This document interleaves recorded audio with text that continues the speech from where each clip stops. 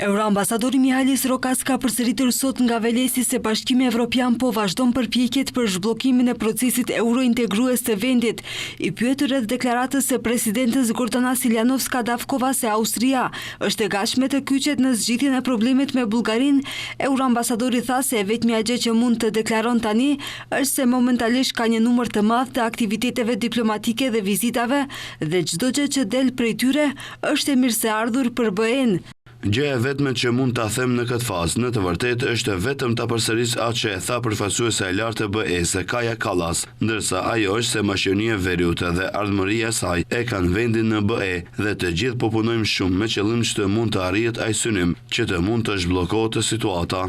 Presidentja e shtetit Gordana Siljanovska-Davkova së fundmi deklaroi se Austria është e gatshme të bisedojë me Maqedoninë e Veriut për të gjetur një zgjidhje kreative me Bullgarinë. Sipas saj, ministrja për çështje evropiane dhe ndërkombëtare e Austrisë do të donte që bisedimet për zgjidhjen e kësaj mosmarrëveshje të zhvilloheshin në Vjenë. Nga ana tjetër, kryeministri Hristijan Mickoski në konferencën e përbashkët me përfaqësuesen e lartë të BE-s Kaja Kallas, që u zhvillua javën e kaluar në Shkup, konfirmoi se ka pranuar propozimin që në kuadër të samitit të NATO-s, që do të mbahet muajin tjetër, të mbahet një takim bilateral mes presidentëve të dy shteteve, Gordana Siljanovska-Davkova dhe Rumen Radev.